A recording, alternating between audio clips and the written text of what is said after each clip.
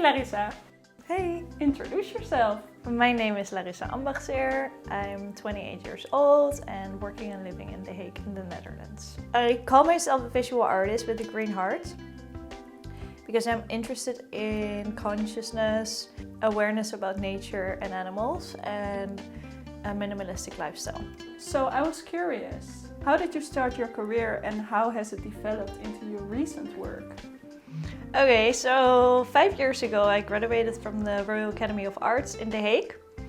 I studied photography there. Since then I've been published in different kind of magazines. I've been working for clients and had my work exhibited at different kind of museums.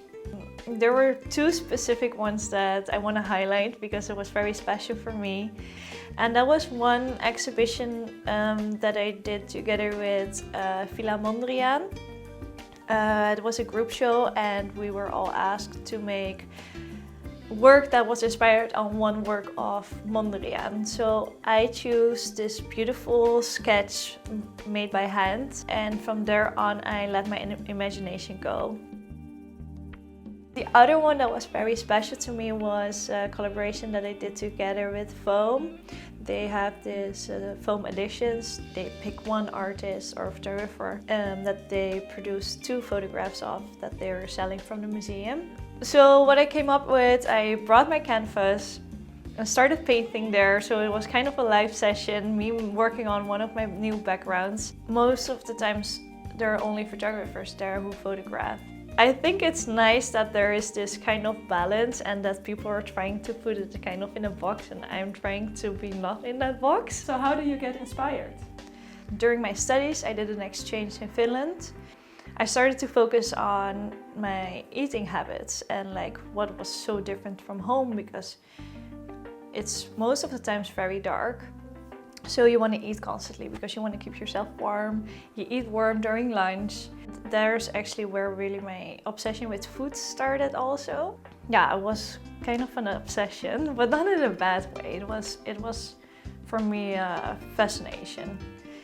Did also an artist residency in Spain. What I discovered was that every region and province has its own kind of recipes and typical kind of food culture on its own that is told with stories from generation to generation, and I'm just always curious and I'm just always fascinated that by the people that I meet that they always have a story with food, and we don't really have that here in the Netherlands. The photo that I think most people know is my blue watermelon, and my way of working is really that I create my settings in front of the camera. I build it, I paint all the canvas before. Most of my models, or my fruits and vegetables, most of the times I paint them. I wanted to play a little bit with the mind. Did you have like this feeling like, what am I looking at, you know? And also you really don't see if it's a painting or a photograph. I think with food photography it's been always like something that has had to be so strict and needed to be something to attracts consumers, but it doesn't have the feeling of like what you're actually eating. Yeah, I think that's interesting to play with. Also kind of like manipulate the viewer a little bit. Did it also have an impact on your own way of living and your food habits? Yes, for sure. Yes. I think I'm very conscious about the things that I'm eating. Also where I'm getting it from. Where is it grown, like how far did it have to travel before it's here, and like how much impact does it have. So I think it's finding this balance. It's actually funny that I'm saying that because balancing is what I'm doing in my work the whole time with the composition. Can you give an example of one of your works and tell me how the process went? So let's dive into my artist residency that I did in Spain. I lived in a small town called Rota, and I met the local fishermen. They have this specific kind of fish that they can only catch 2 months per year during summertime, and it's called the urta.